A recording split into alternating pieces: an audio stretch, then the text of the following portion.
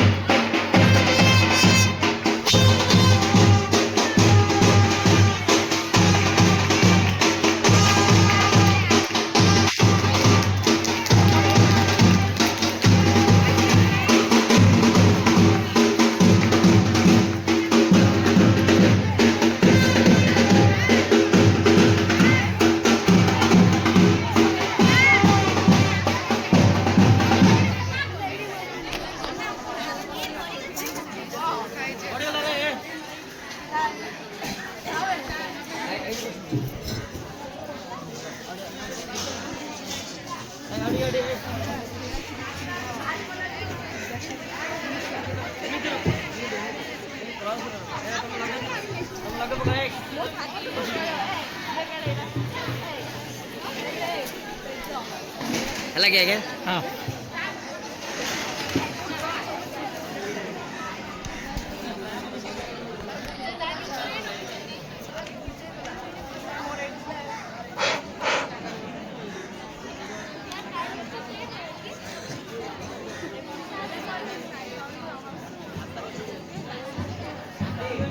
Smile row smile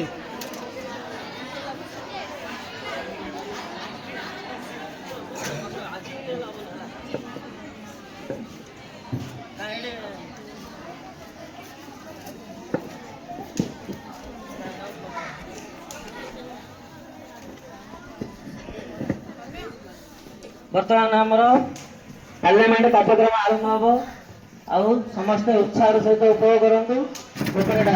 thank you आरंभ करिया।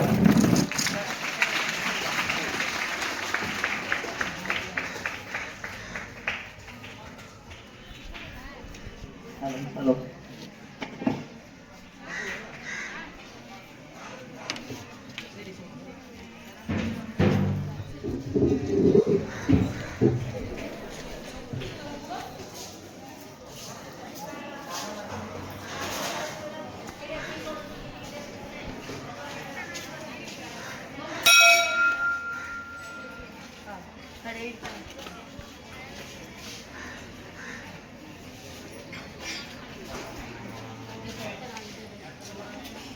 माननीय सभापति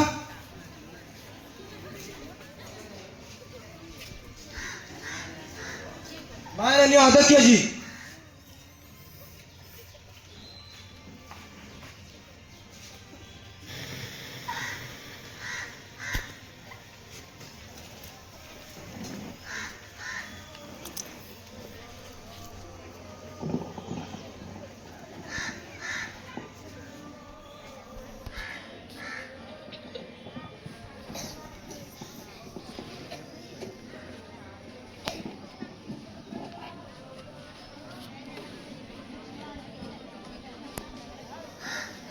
Sit down, please.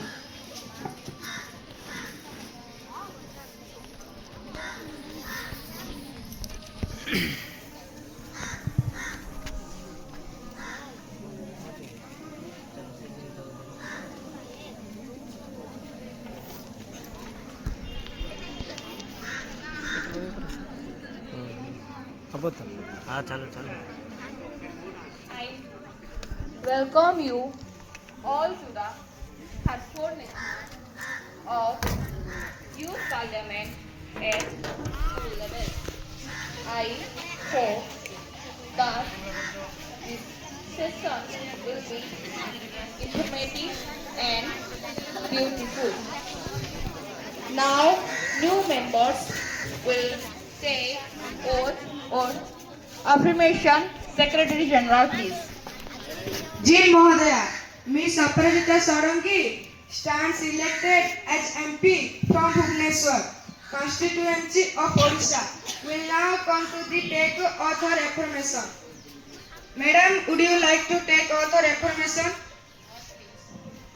In which language would you like to take oath?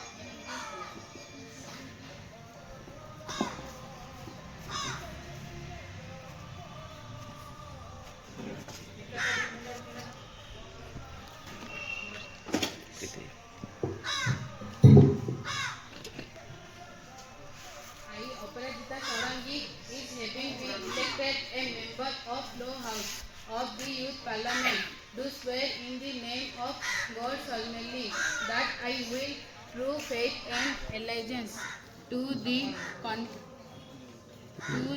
Constitution of India, as by established that I will uphold the sovereignty and integrity of India, and that I will faithfully discharge the duty upon which I am about to enter.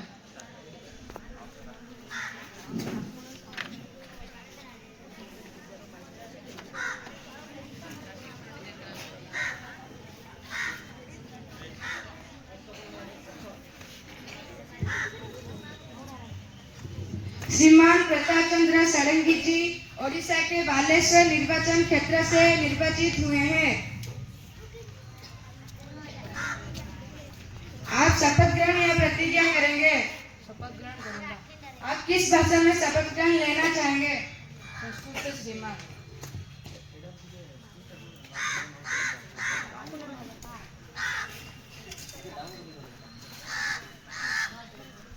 अहम प्रताप चंद्र षडंगी जाजुबा सदस्य लोकसभा सदस्य रूपेण निर्वाचिता परमेश्वरस्य नाम्ना शपयात् अहं विधिना स्थापितं भारतस्य संविधानं प्रति सत्यं श्रद्धां निष्ठां च भारते त अहं भारते सम्पन्नता अखण्डता करिष्यामि यथायत् पदं सातु अहं उद्घोषयिष्यामि तस्य कर्तव्यानि श्रद्धापूर्वकं निर्वहयिष्यामि। धन्यवाद।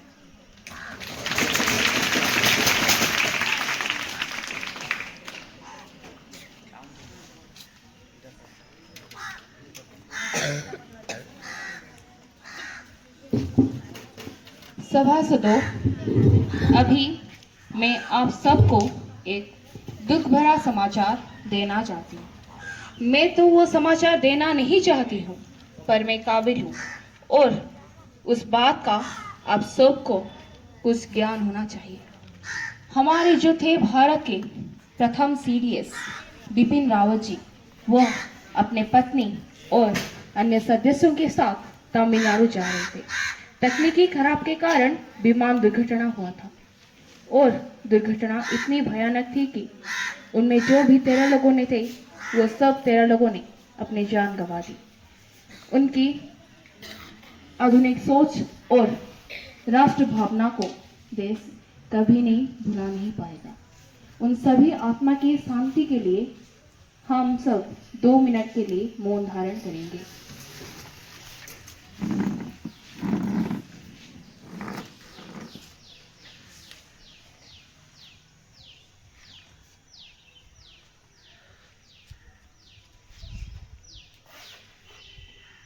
Sit down, please.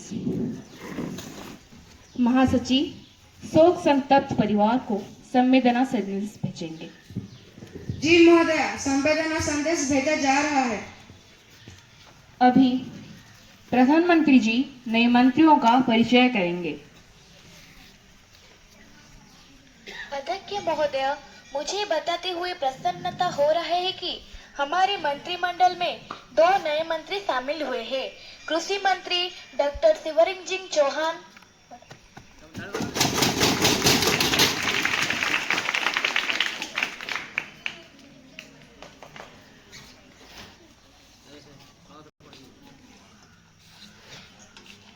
और क्रीड़ा मंत्री डॉक्टर मुन सिंह जी।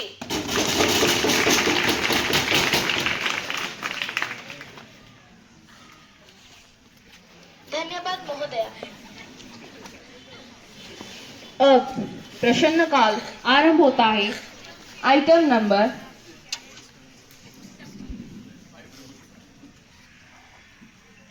101। सम्मानीय अध्यक्ष जी, मैं आपके माध्यम से महिला एवं बाल विकास मंत्री जी से पूछना चाहती हूँ, बाल उत्पीड़न बढ़ते जा रहे मामले के अंकड़ सरकार के पास है क्या? 2021 के बाद बढ़ोतरी का मुख्य कारण क्या है? क्या सरकार ने बाल उत्पीड़न को कोई कदम उठाए? तत्संबंधी दौरा क्या है? माननीय महिला एवं बाल विकास मंत्री जी। माननीय अध्यक्ष जी, मैं आपके माध्यम से अपने साथी और सदन को बताना चाहती हूँ कि हाँ, दिन प्रतिदिन बढ़ रहे मामले के आंकड़े सरकार के पास है। अध्यक्ष जी, नेशनल क्राइम रिकॉर्ड ब्यूरो की 9वीं रिपोर्ट के मुताबिक नाबालिगा के साथ बलात्कार के कुल 36,079 घटनाएं। क्या 36,000 आपको कम लगे हैं? इतने लगेगा या और भी बढ़ेगा?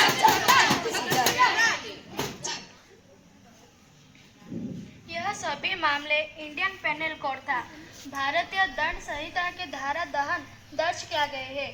माननीय महोदया, 2021 के बाद इन मामले में अचानक उछाल दिखने को मिल रहा है। धन्यवाद अध्यक्ष जी।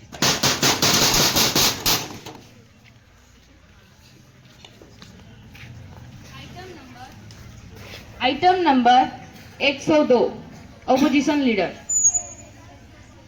माननीय अध्यक्ष जी, मैं आपके माध्यम से प्रधानमंत्री जी से पूछना चाहती हूँ कि गत वर्ष कोरोना के काल में हमारे देश को बहुत बड़ा झटका लगा है। बहुत बड़े स्तर पर जाने माल की हानि हुई है। मेरा प्रश्न है कि क्या सरकार बहुत लापरवाही है?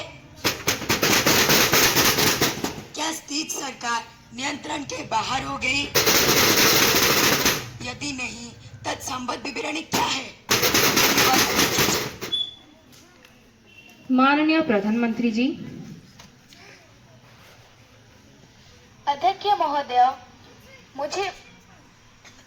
महोदय, मैं आपके माध्यम से मेरी साथी विपक्ष नेता और सारे सदन को बताना चाहती हूँ कि सरकार ने इन मामले को लेकर बिल्कुल भी लापरवाही नहीं की है, बल्कि सरकार ने इन मामले को लेकर उचित कदम उठाए हैं। क्या कदम उठाए आप? सारे सदन को बताओ क्या कदम आप आपके लोगों को बोलिए बैठने के लिए। सारे सदन को बैठिए बैठिए, बताओ क्या कदम। आप शांत हो जाइए, पहले उनको बताने दीजिए। और इस सरकार ने नियंत्रण के बाहर बिल्कुल भी नहीं गए थे। जैसे कि मेरे साथी विपक्ष नेता सरकार को दोषी बता रहे थे। पता चलता है तो जहां दुनिया भर में कोरोना के मरीज पकड़ों की संख्या 45,07,471 है, वही भारत में इसकी कुल संख्या 45,143 है। इसकी कुल संख्या 0.8% है। बेहतर बात करूं तो प्रतिदिन दर्ज हो रहे हैं, प्रतिदिन बढ़ रहे हैं मामले 0.8% है और रोजाना ठीक होने वाले मामले 78% है। दुनिया भर में कोरोना की सक्रिय मामले 598 है और बाकी देशों में 596 मामले दर्ज हो रहे हैं। और अब मेरे साथी विपक्ष नेता बताएंगे कि कैसे इस सरकार ने नियंत्रण के बाहर गए थे। और मैं मेरी साथी को ये भी बता देना चाहती हूँ कि सरकार ने इस मामले को लेकर वैक्सीन की व्यवस्था कर ली है, जिससे कोरोना की काफी नियंत्रण हो चुकी है। धन्यवाद अध्यक्ष जी।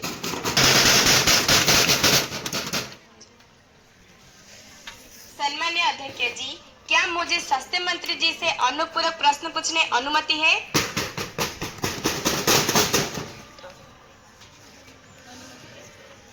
अध्यक्ष जी, क्या सरकार नहीं जानती है कि वैक्सीन लगने के बाद लोग कोरोना से पीड़ित नहीं हुए, वहीं उनकी मृत्यु भी हो गई है? वो ऐसी वैक्सीन का क्या फायदा हुआ है? माननीय स्वास्थ्य मंत्री जी।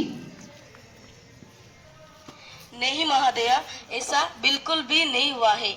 हाँ, सरकार मानते हैं कि वैक्सीन लगने के बाद कुछ लोग को कोरोना से मृत्यु हो गया था, परंतु उनकी स्थिति इतनी बुरी नहीं हुई थी जितनी कि जिन लोग वैक्सीन लगी थी उनकी हुई थी। वैक्सीन लगने के बाद लोग पर कोरोना असर इतना हुआ जितना कि वायरल फीवर का होता है। अतः मेरे साथी यह कह सकते हैं कि वैक्सीन लगने के बाद कोई भी फायदा नहीं हुआ है। धन्यवाद महोदय। This house is adjourned for today. We shall meet tomorrow at 11 a.m.